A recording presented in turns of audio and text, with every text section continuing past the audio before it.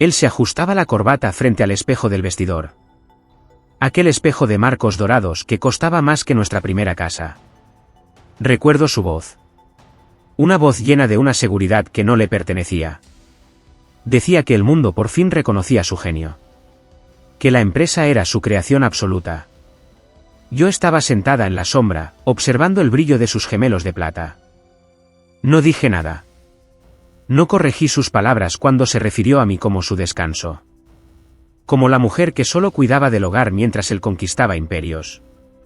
Alejandro creía que mi silencio era ignorancia. No sabía que yo ya había firmado los documentos que sostenían su cielo. Él miraba su reflejo y veía un gigante. Yo lo miraba a él y veía un castillo de naipes. En aquel entonces, yo no era una víctima. Era una arquitecta esperando el momento de retirar el primer dibujo. A veces, la verdad solo se ve cuando el espejo se rompe. Antes de continuar, si lo desea, suscríbase al canal y dígame suavemente en los comentarios desde donde está escuchando esta historia, me alegrará mucho saberlo. Desde el piso 40 de la Torre de Cristal, Madrid parece una maqueta silenciosa. Los coches son apenas puntos de luz que se mueven lento, muy lento, por el paseo de la Castellana. Aquí arriba, en mi oficina, el aire siempre está frío, es un frío limpio. Artificial, huele a cuero nuevo y a productos de limpieza caros. En la puerta de cristal esmerilado, se lee mi nombre, Elena Ríos. Debajo, en letras más pequeñas, dice presidenta de Alba Inversiones. Mucha gente en esta ciudad daría lo que fuera por estar sentada en este sillón, por tener esta vista, por tener este poder, pero, curiosamente, cuando cierro los ojos, no siento el respaldo de piel italiana en mi espalda. Lo que siento es el tacto frío de una mesa de madera barata y el olor a cera vieja y a documentos legales. Mi mente viaja hacia atrás, no hace mucho tiempo. Solo unos años, a una sala de reuniones mucho más pequeña y oscura que esta, la oficina del señor Morales. El abogado de mi marido, o debería decir, de mi exmarido. Recuerdo la luz, era una luz fluorescente, blanca y cruda, que parpadeaba ligeramente sobre nuestras cabezas. Alejandro estaba sentado frente a mí, llevaba ese traje azul marino que yo misma le había ayudado a elegir para su última conferencia en Milán. Se le veía impecable, triunfador, radiante, incluso. Recuerdo el sonido, el rasgueo de su pluma sobre el papel. Era una pluma estilográfica. Una Montblanc negra. Pesar. Brillante, un regalo que se había hecho a sí mismo cuando su empresa, Cielo Digital, facturó su primer €1.000.000, firmó con fuerza. Con decisión, la tinta negra brilló húmeda sobre la línea de puntos, levantó la vista y le entregó el papel a su abogado con una sonrisa. No era una sonrisa cruel. Era algo peor, era una sonrisa de alivio, como quien se quita unos zapatos que le aprietan después de una larga caminata. Finalmente libre, lo dijo en voz baja. Casi para sí mismo, pero en esa sala pequeña, el silencio era tan denso que la frase retumbó como un golpe de martillo. Finalmente libre. Ni siquiera me miró al decirlo. Para él, yo ya no estaba en la habitación. Hacía mucho tiempo que yo me había convertido en parte del mobiliario, una molestia necesaria que, por fin, estaba resolviendo con un trámite administrativo. El abogado, el señor Morales, carraspeó un poco incómodo y deslizó los papeles hacia mi lado de la mesa. Junto a los documentos, puso un bolígrafo, no una pluma cara, sino un bolígrafo de plástico. Publicitario. De esos que tienen el logo de la gestoría y que a veces manchan los dedos de azul. Ese era el contraste, esa era la imagen perfecta de nuestro matrimonio en ese momento final, él con su estilográfica de oro y yo con un bolígrafo prestado. Tomé el bolígrafo, mi mano no tembló, me sorprendió lo firme que estaba mi pulso, miré el papel, allí estaba su firma. Alejandro Vargas. Grande. Con florituras. Ocupando todo el espacio, y debajo, la línea vacía esperándome. Durante 15 años, había firmado como Elena de Vargas, había llevado su apellido como una segunda piel a veces, incluso sentía que pesaba más que mi propio nombre. Acerqué la punta del bolígrafo al papel y escribí Elena. Hice una pausa de apenas un segundo, pero que en mi interior duró una eternidad y luego, con trazos claros y sencillos, escribí mi apellido, el mío Ríos, Elena Ríos. Dejé el bolígrafo sobre la mesa, el sonido seco del plástico contra la madera fue el punto final de una historia. Alejandro recogió su copia sin revisarla, se levantó, se ajustó la chaqueta y salió de la habitación sin decir adiós, sin mirar atrás. Se fue riendo de algo que le dijo su abogado en el pasillo, se fue convencido de que había ganado. Convencido de que dejaba atrás a una mujer sencilla, una mujer que no entendía de negocios, una mujer que viviría de la modesta pensión que sus abogados habían negociado. Me quedé sentada un momento más sola en esa sala fría mirando mi firma Elena Ríos. Nadie en esa habitación sabía lo que significaba ese nombre, nadie sabía que esa firma valía más que todo el edificio en el que estábamos. Pero para entender por qué firmé con esa calma, para entender por qué no lloré y sobre todo, para entender cómo una mujer invisible se convirtió en la dueña del destino de su marido sin que él se diera cuenta, tenemos que volver atrás, no a esa oficina de abogados, sino mucho más atrás, hace 10 años. Cuando no había torres de cristal, ni trajes caros, ni abogados, cuando solo éramos él y yo, en un pequeño apartamento en el barrio de Carabanchel, un 5º piso sin ascensor donde el sol entraba a raudales por las mañanas, donde el café era barato, pero nos sabía a gloria, y donde yo creía, ingenuamente creía, que el amor era suficiente para construir un mundo. Carabanchel tenía un sonido propio, era una mezcla de bocinas lejanas, de televisores encendidos en los pisos vecinos y del zumbido de nuestro viejo ventilador de techo. En aquel entonces, ese ruido no me molestaba, al contrario, me parecía el sonido de la vida. Nuestra oficina era la mesa del comedor, una mesa redonda, de madera barata, que siempre estaba cubierta de cables y tazas de café vacías. Allí nació Cielo Digital. Alejandro caminaba de un lado a otro en el salón, hablando solo, gesticulando con las manos, tenía esa chispa en los ojos, esa energía eléctrica que te hacía creer que todo era posible. Él era el visionario. El soñador, él pintaba el futuro en el aire, pero yo era quien sostenía la escalera para que él pudiera pintar. Mientras él hablaba de conquistar el mercado tecnológico, yo estaba sentada frente al ordenador revisando sus planes de negocio, corrigiendo las proyecciones financieras que él hacía demasiado optimistas. Encontrando errores en los contratos que podrían habernos arruinado antes de empezar. Yo no se lo decía, simplemente corregía los archivos y los guardaba. Él creía que las cosas salían bien por arte de magia, o por su inmenso talento, y yo dejaba que lo creyera porque verle feliz era mi mayor pago. Pero los sueños, por muy grandes que sean, necesitan gasolina, y la gasolina, en este mundo, se llama dinero. Llegó el día en que la cuenta del banco se quedó a cero, literalmente a cero. Nadie quería invertir en una idea abstracta de dos chicos de barrio. Los bancos nos cerraron la puerta, uno tras otro. Recuerdo una noche terrible. Alejandro estaba sentado en el suelo, con la espalda apoyada en el sofá, lloraba, era un llanto silencioso, de pura impotencia. Me dijo que lo sentía, que había fallado, que íbamos a tener que volver a casa de sus padres. Ver a mi marido, al hombre que amaba, derrumbarse de esa manera, fue algo que me rompió por dentro. Sabía que yo tenía una salida que él desconocía, una herencia familiar que yo había mantenido guardada, intacta, para una emergencia real. Podría habérselo dado en ese mismo momento, podría haberle dicho, toma, aquí está el dinero, amor mío, pero lo conocía demasiado bien. Si yo le daba el dinero, su orgullo de hombre se sentiría herido. Él necesitaba sentir que había ganado, que el mundo exterior validaba su talento. Así que tomé una decisión que cambiaría nuestras vidas para siempre. Contacté con un abogado de confianza, un viejo amigo de mi padre, y creamos una sociedad instrumental, un nombre elegante y misterioso, Alba Inversiones. 3 días después, Alejandro recibió un correo electrónico. Un fondo de capital riesgo anónimo, impresionado por su visión, ofrecía una inyección de capital, 500.000 euros. Recuerdo el grito que dio, saltó del suelo como un resorte, me abrazó tan fuerte que casi me hizo daño. Creen en mí, Elena. Me gritaba al oído, alguien importante cree en mí. Yo sonreía y le abrazaba de vuelta, pero en el fondo de mi garganta, sentía un nudo, porque él no estaba celebrando nuestra salvación, estaba celebrando que unos desconocidos le valoraban. Se sentía validado por ese nombre fantasma, Alba Inversiones, mucho más de lo que jamás se había sentido validado por mi apoyo diario. El dinero llegó, la empresa se salvó, pero algo se rompió esa tarde. Aunque yo tardé años en verlo, Alejandro cambió, dejó de usar sus camisetas viejas, empezó a hablar de imagen, de marca personal, de estatus. Una noche, miró nuestro pequeño apartamento con desprecio, dijo que ya no podíamos vivir allí. Dijo que un CEO de su nivel no podía recibir a nadie en un barrio obrero, hablaba con vergüenza del lugar donde habíamos sido tan felices. Yo empaqueté nuestras cosas en silencio, guardé el ventilador viejo, y me di cuenta de que el ruido de Carabanchel ya no se oía, había sido sustituido por otro ruido, el ruido de la ambición, y ese ruido era mucho más ensordecedor. Mudarnos al barrio de Salamanca no fue solo un cambio de dirección postal, fue un cambio de piel. La casa era enorme, techos altos con molduras de escayola. Suelos de mármol que siempre estaban fríos, teníamos servicio de limpieza, cocinera y chofer, ya no había cables en la mesa del comedor ni tazas de café olvidadas, todo era perfecto, y todo estaba terriblemente vacío.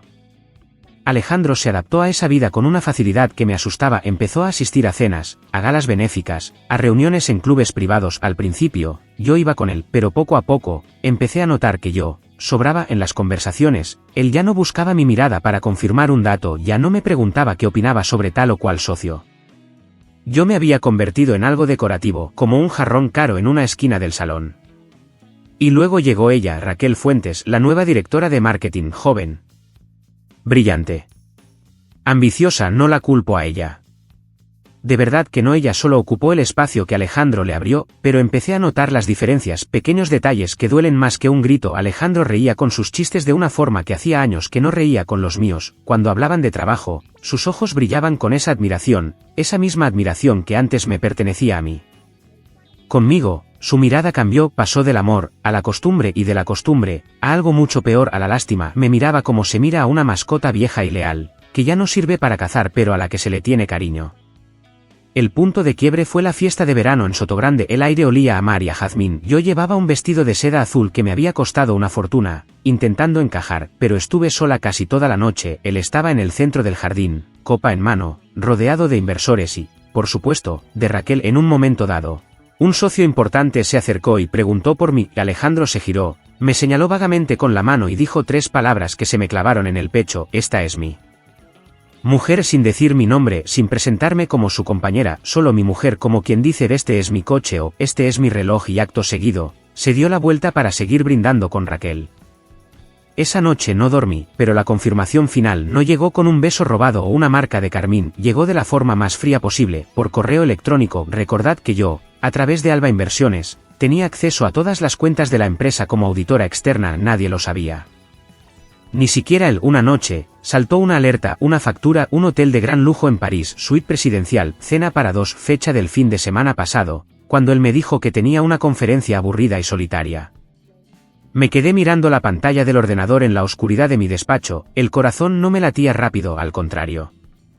Sentí que se detenía, no lloré, no rompí nada, simplemente me senté en el sillón y miré por la ventana hacia las luces de la ciudad. Podría haber bajado al salón y haberle gritado, podría haberle tirado la factura a la cara, pero entendí algo fundamental: si lo hacía, yo sería la esposa histérica, la mujer celosa, la víctima, y él seguiría siendo el triunfador. En ese silencio, tomé la decisión más difícil de mi vida. No iba a luchar por un hombre que ya no me veía, no iba a mendigar amor, iba a dejarle ir, iba a dejar que siguiera su camino hacia el abismo, creyendo que volaba, pero yo me quedaría con el paracaídas. La gente suele decir que el amor verdadero puede superar cualquier obstáculo, cualquier tormenta, pero yo me pregunto, ¿puede el amor sobrevivir al olvido? ¿Puede sobrevivir a sentirse invisible en tu propia casa? Quiero preguntaros algo, y me gustaría que lo penséis un momento. ¿Alguna vez, alguno de vosotros se ha sentido invisible en su propia historia? Después de aquella noche frente al ordenador, las lágrimas se secaron, dejaron paso a algo mucho más frío, a algo mucho más útil: la contabilidad.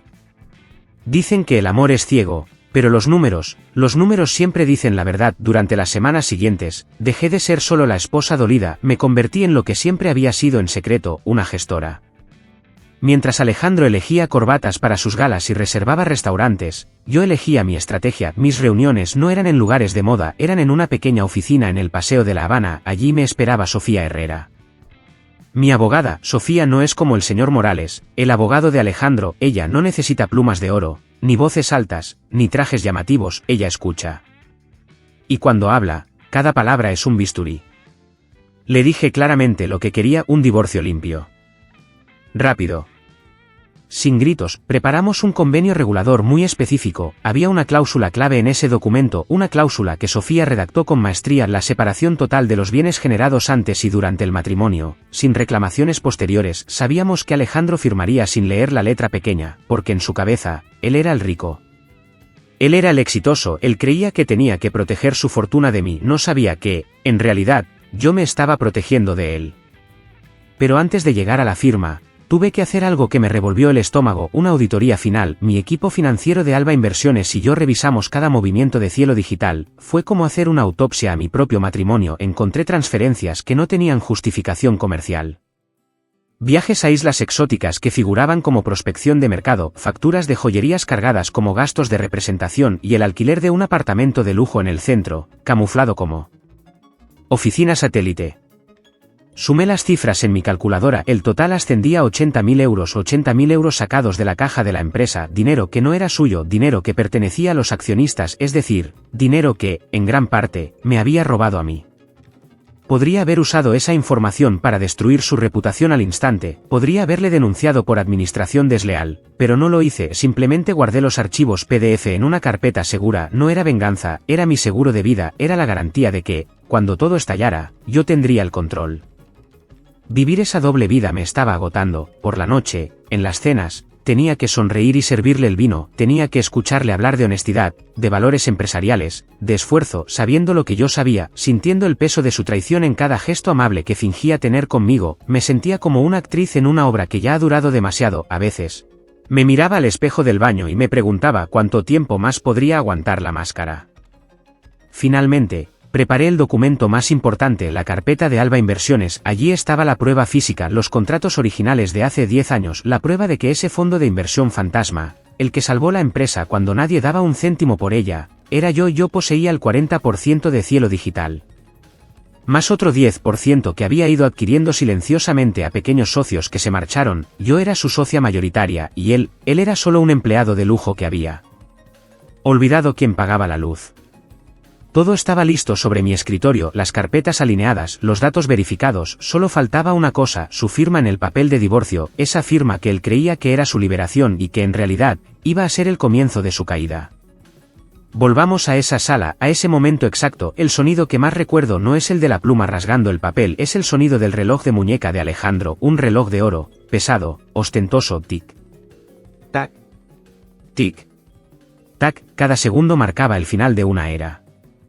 Cuando levanté mi bolígrafo del papel, sentí algo extraño. No era tristeza, tampoco era alegría, era la calma absoluta que llega cuando deja de llover después de una tormenta larga. Me di cuenta de algo importante, yo no firmé ese papel para terminar nuestro matrimonio, ese matrimonio ya había muerto hacía años, en silencio, entre cenas frías y camas vacías. Yo firmé para volver a nacer. El señor Morales, su abogado, cerró su carpeta con un golpe suave y profesional. Bueno, dijo con voz monótona. Parece que todo está en orden. Son ustedes libres. Alejandro se puso de pie de inmediato, se ajustó la chaqueta, su sonrisa seguía ahí, intacta, esa sonrisa de quien cree que se ha quitado un peso de encima. Hizo un gesto para marcharse, sin mirarme. Espera un momento, dije, mi voz no sonó alta, pero sonó con una autoridad que hizo que los dos hombres se detuvieran en seco. Todavía hay un asunto pendiente.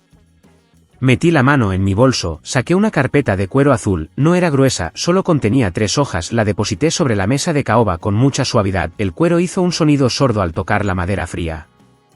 Alejandro se giró y me miró con esa mezcla de impaciencia y burla que yo conocía tan bien, soltó una risita seca, casi nerviosa. ¿Qué es esto ahora, Elena?, preguntó. ¿Cartas de despedida? ¿La lista de la compra? ¿Quieres quedarte con la cubertería de plata? Su arrogancia llenaba la habitación, asfixiante. Lo miré a los ojos y por primera vez en 10 años, no bajé la vista. Solo te pido que leas la segunda página, respondí. Léela. Por favor. Él resopló y abrió la carpeta con desgana, como quien le hace un favor a un niño caprichoso. Sus ojos recorrieron el encabezado del documento, vi el momento exacto en que las letras cobraron sentido en su cerebro, vi cómo sus pupilas se dilataban. Alba Inversiones, socia mayoritaria, propietaria única, y justo debajo, en letras negras y claras, mi nombre, Elena Ríos. El color desapareció de su rostro, se puso pálido, casi gris, la sonrisa se le congeló en una mueca extraña, levantó la vista hacia mí, sus labios temblaban, pero no salía ningún sonido, parecía que estaba viendo a un fantasma, o peor, estaba viendo a la mujer que había tenido al lado durante una década y a la que nunca se molestó en conocer. Esto es una broma, balbuceó, miró a su abogado buscando ayuda, pero el señor Morales estaba leyendo la copia del documento con la boca abierta. No es una broma, Alejandro, dije con una tranquilidad que me sorprendió a mí misma, es la realidad que tú ignoraste porque estabas demasiado ocupado mirándote al espejo. En ese instante, el silencio se rompió. Su teléfono, que estaba sobre la mesa, comenzó a vibrar. Un zumbido molesto e insistente, se iluminó la pantalla, era una notificación del banco, cuentas congeladas, auditoría interna por presunta administración desleal, iniciada por la presidencia. Alejandro se dejó caer en la silla, como si le hubieran cortado las cuerdas que lo sostenían. El hombre poderoso, el genio de los negocios, se desmoronó frente a mis ojos. Ya no había arrogancia, solo miedo, puro y simple miedo. Me levanté despacio, recogí mi bolso, no sentí el placer de la venganza, solo sentí una pena inmensa, pena por lo que pudimos haber sido, pena por el tiempo perdido. Caminé hacia la puerta antes de salir, me detuve y me giré una última vez, él seguía mirando el papel, incapaz de moverse. Te di un mundo entero, Alejandro, le dije en un susurro, te lo di todo, solo tenías que cuidarlo, y cerré la puerta detrás de mí. Salí del despacho del abogado, cerré la puerta detrás de mí y esperé sentir algo. Esperé sentir esa euforia de la que hablan en las películas cuando el héroe vence al villano, pero no sentí nada, absolutamente nada, solo un cansancio profundo, antiguo, que se me metió en los huesos. Bajé en el ascensor hasta el garaje, mis manos agarraron el volante con fuerza, pero conducía por inercia, mi coche conocía el camino de memoria, cruzó las calles de Madrid, esquivando el tráfico de la tarde, hasta llegar a nuestro edificio, nuestro hogar o lo que quedaba de él. Al abrir la puerta del ático, el silencio me recibió como un golpe físico, no era un silencio de paz, era un silencio denso, pesado. Como si el aire dentro de la casa se hubiera vuelto sólido. La luz del atardecer entraba por los grandes ventanales que daban al Parque del Retiro, una luz naranja, dorada, que lo teñía todo de nostalgia. Caminé despacio por el salón, mis tacones resonaban en el suelo de mármol, tac, tac, tac, era el único sonido en 300 metros cuadrados. Todo estaba en su sitio, impecable, la manta de cachemira doblada sobre el brazo del sofá, las revistas de arquitectura alineadas en la mesa de centro, parecía una casa de exposición, una casa donde nadie vivía de verdad.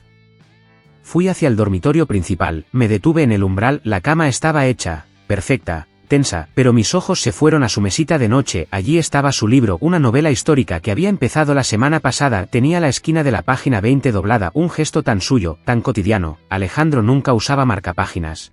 Siempre doblaba las esquinas. Ver ese pequeño triángulo de papel doblado me dolió más que toda la reunión en el despacho del abogado, porque ese doblez significaba que él pensaba volver a abrirlo, que él pensaba seguir leyendo esa noche, y ahora, ese libro se quedaría así para siempre, a medio terminara como nosotros. Me senté en el borde de la cama, en su lado, la almohada todavía conservaba un rastro muy leve de su olor y esa mezcla de colonia cara, tabaco rubio y café. Cerré los ojos y aspiré, y por un segundo, solo por un segundo, me permití ser débil, me permití extrañar no al hombre que me había traicionado, sino al recuerdo del hombre que una vez fue. Necesitaba ruido, cualquier cosa para tapar el silencio. Cogí el mando a distancia y encendí el televisor que estaba frente a la cama. Apareció un canal de noticias económicas y allí estábamos, las fotos de los dos llenaban la pantalla. El titular, en letras rojas y urgentes, decía: giro dramático en la cúpula de Cielo Digital. Hablaban de mí. La misteriosa inversora. La nueva presidenta. Hablaban de él, el fundador apartado. La presentadora hablaba de jugada maestra, de estrategia brillante. Miré la pantalla como si estuviera viendo la vida de otra persona, esa mujer de la foto, con mirada firme, no se sentía como yo era la mujer sentada en una cama vacía, con los zapatos todavía puestos, sintiendo frío a pesar de la calefacción. Apagué la televisión, la pantalla se fue a negro, y en ese reflejo oscuro, me vi a mí misma, sola. El abogado había dicho que yo había ganado, los papeles decían que yo tenía la razón, pero mientras miraba esa habitación, con el libro a medio leer y el olor a colonia desvaneciéndose, lo comprendí: la victoria en los negocios no calienta la casa por las noches. Yo había ganado la empresa, sí, pero en este hogar, entre estas paredes de lujo, los dos habíamos perdido y no había contrato en el mundo que pudiera arreglar eso. Pasaron unas semanas desde el día de la firma, semanas extrañas, llenas de trámites burocráticos y de noches demasiado silenciosas. Una tarde de martes, mi teléfono sonó, no era el número de su abogado, era el suyo. Su voz sonaba diferente, sonaba lejana, casi rota. Me pidió que nos viéramos, no quería hablar de la empresa, ni de las cuentas bloqueadas. Solo quería hablar. No elegí un restaurante de lujo, tampoco quise que viniera a mi oficina, lo cité en una pequeña cafetería en el barrio de La Latina, un lugar con mesas de madera vieja y olor a café tostado, el mismo lugar donde tuvimos nuestra primera cita, hace casi 20 años, cuando no teníamos nada, cuando solo éramos dos chicos con muchos sueños y los bolsillos vacíos. Llegó puntual, lo vi entrar por la puerta y sentí un golpe en el estómago. No era el Alejandro que había firmado el divorcio con arrogancia, parecía haber envejecido 10 años en un mes. Llevaba una camisa blanca, sin corbata, tenía los hombros caídos, esa postura de triunfo que siempre exhibía, había desaparecido, parecía más pequeño, más humano. Se sentó frente a mí, tardó un buen rato en levantar la vista. Sus manos, esas manos que solían firmar contratos millonarios con tanta seguridad, ahora jugaban nerviosas con un sobre de azúcar. Hola, Elena dijo mi nombre con una suavidad que hacía años que no escuchaba. Pedimos 2 cafés, el ruido de la máquina de café y las conversaciones de las otras mesas llenaban el espacio entre nosotros, pero en nuestra mesa, el aire pesaba. Finalmente, hizo la pregunta, la única pregunta que realmente importaba. Elena, ¿por qué? Su voz se quebró un poco. ¿Por qué nunca dijiste nada? ¿Por qué dejaste que me creyera el rey del mundo, sabiendo que tú eras la que sostenía la corona? ¿Por qué te quedaste callada todos estos años?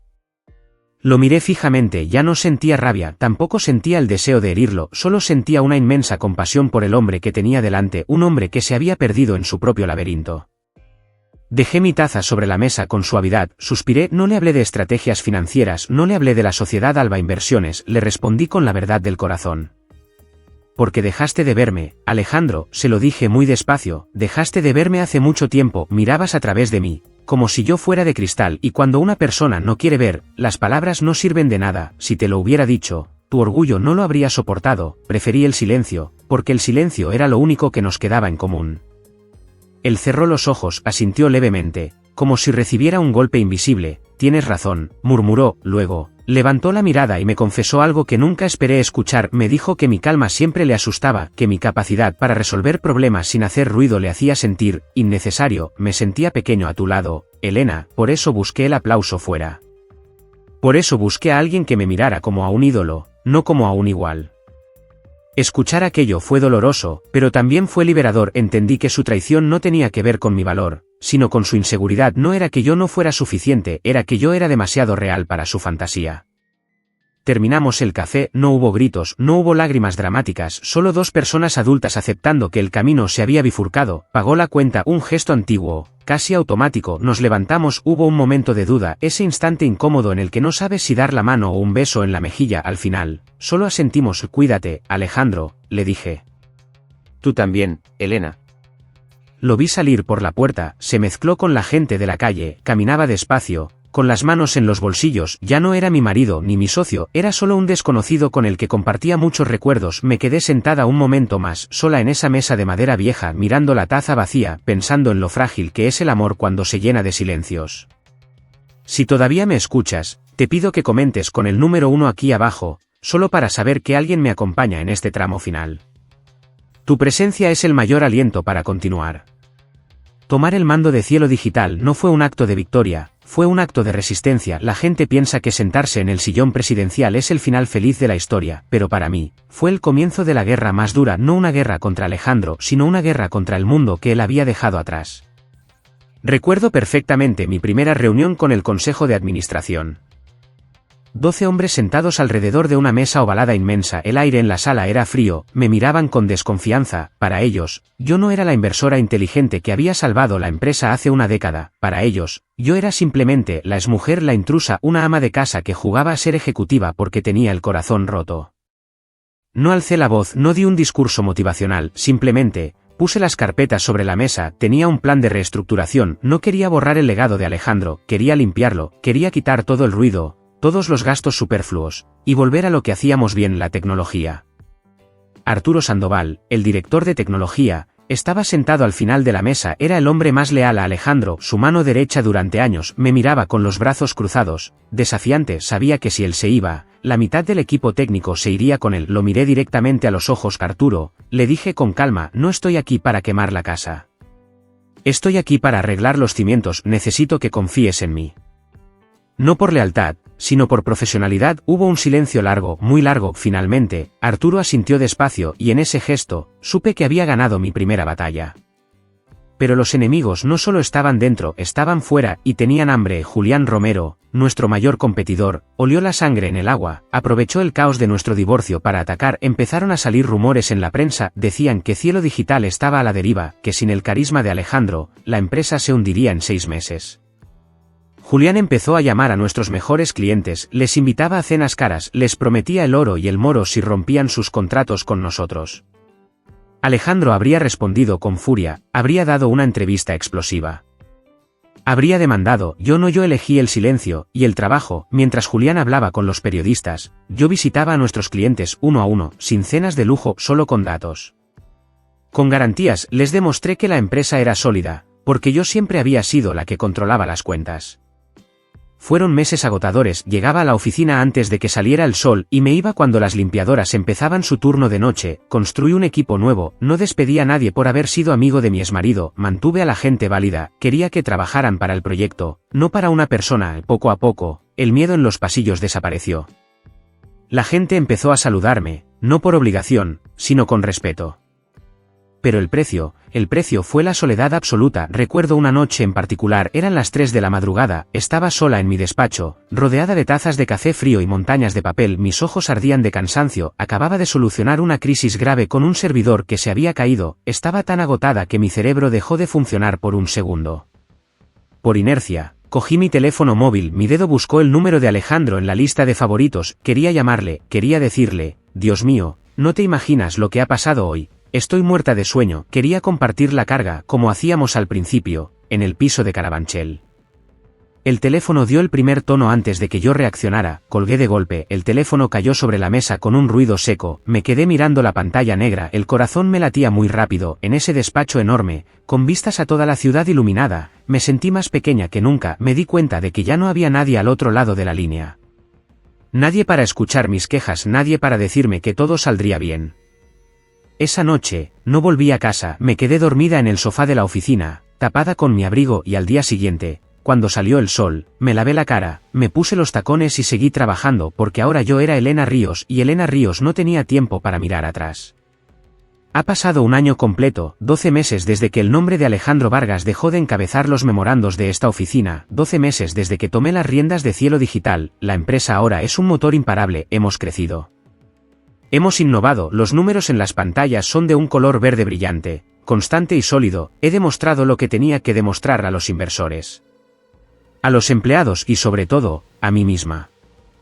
Sin embargo, hace unos días, mientras caminaba por los pasillos de cristal, sentí algo extraño, me detuve frente a una de las salas de reuniones, estaba vacía, pero en el reflejo del cristal, por un segundo, me pareció ver nuestras sombras de hace años, aquel tiempo en que reíamos por cualquier tontería mientras planeábamos el futuro, me di cuenta de que, aunque yo había ganado la batalla, este lugar seguía siendo un cementerio de recuerdos, cada rincón, cada línea de código, cada éxito, me recordaba a un hombre que ya no existía, y comprendí que no quería ser la reina de un reino de sombras.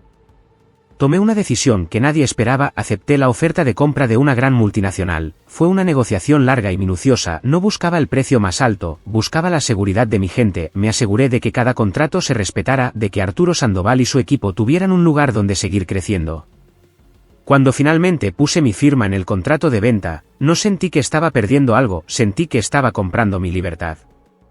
El dinero que recibí fue inmenso, millones y millones de euros, una cifra que, hace 10 años, nos habría parecido un cuento de hadas, pero lo que hice después no fue irme de compras, hice una última llamada a mi abogada, Sofía. Sofía, le dije, quiero que redactes un documento de cesión, quiero devolverle a Alejandro la propiedad intelectual de la interfaz original, esa parte del diseño que él creó con sus propias manos, en aquellas noches sin dormir, y quiero que le transfieras 1 millón de euros de mi cuenta personal.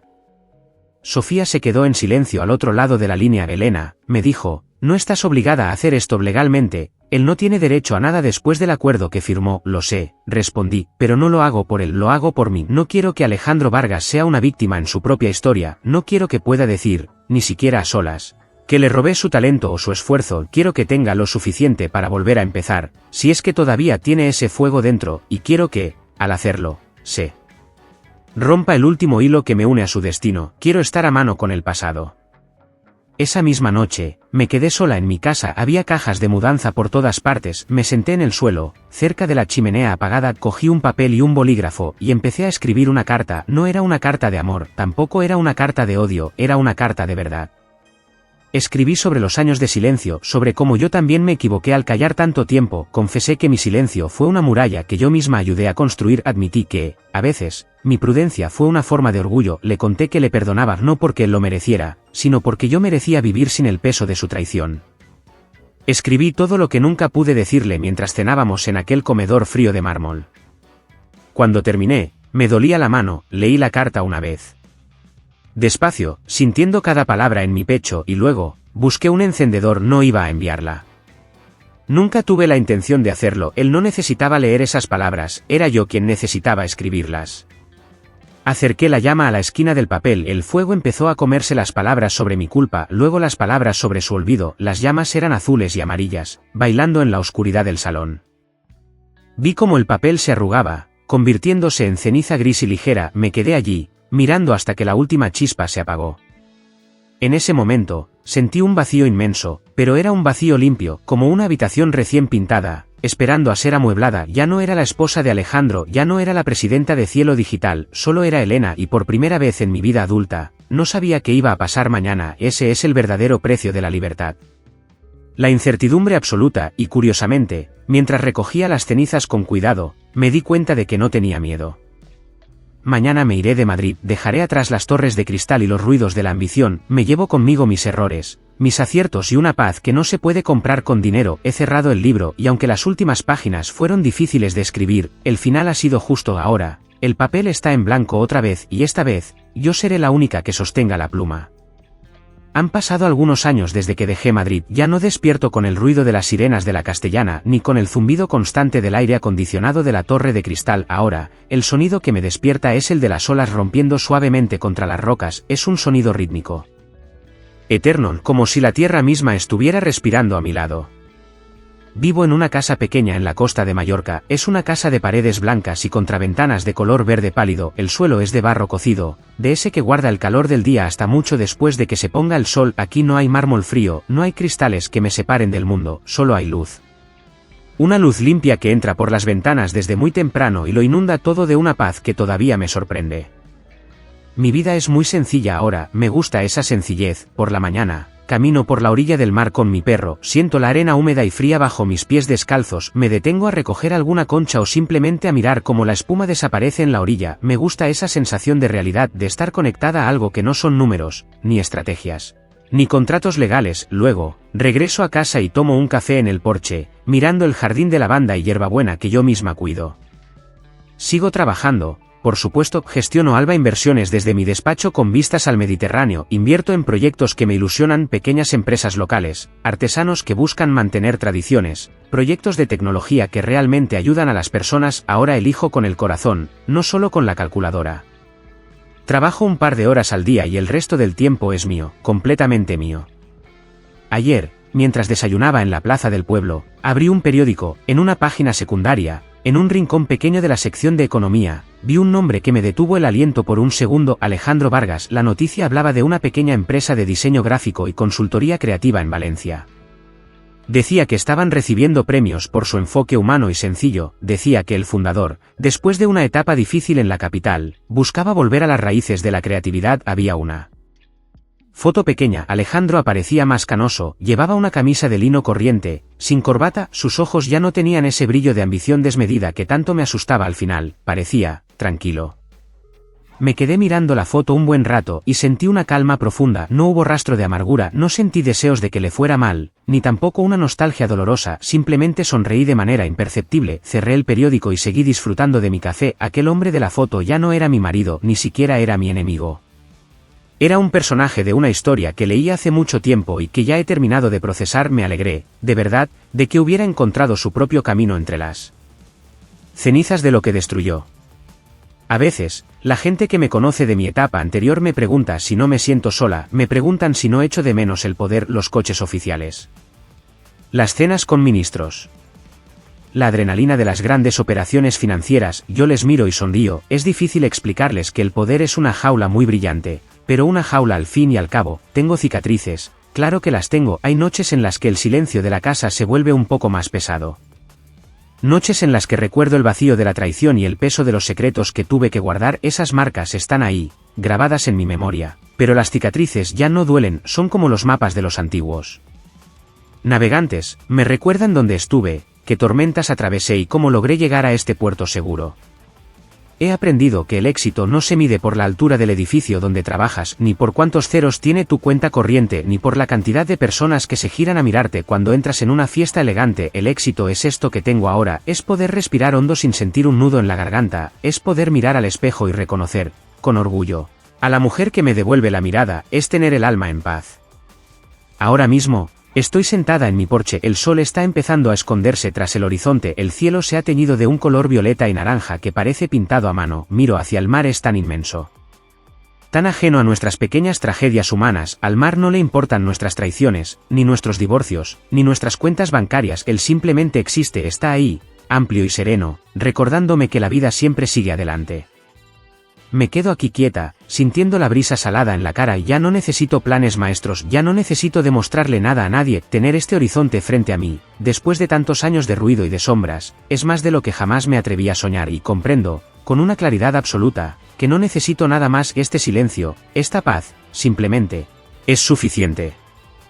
Mi historia, o al menos este capítulo de mi vida, termina aquí, frente a este mar que ahora me devuelve la calma, he compartido con vosotros mis sombras, mis dudas y ese largo camino desde el silencio hasta la paz. A veces, alejarse de lo que construimos no es una derrota, es, simplemente, una forma de volver a casa, a una misma. No sé si mis pasos fueron los mejores, pero son los que me han permitido volver a respirar hondo. Me pregunto qué estaréis pensando ahora que las olas se llevan mis palabras, quizá alguno de vosotros también ha sentido ese peso en el pecho, o ha tenido que aprender a perdonarse en silencio. Si os apetece, me encantaría leer vuestras reflexiones en los comentarios, sin juicios, solo como quien comparte un café al atardecer. Si este relato ha encontrado un rincón en vuestro corazón, os agradezco de alma que lo compartáis con alguien que necesite un momento de pausa. Vuestro apoyo, con un me gusta o compartiendo esta historia, significa mucho para mí, y si queréis seguir habitando estos espacios de reflexión, podéis suscribiros a Silencio y Venganza. Por ahora, os dejo con la paz de este horizonte, nos volveremos a encontrar muy pronto en otro recuerdo, o quizá, en otra esperanza. Cuidaos mucho. Este vídeo es una historia de ficción inspirada en experiencias de la vida.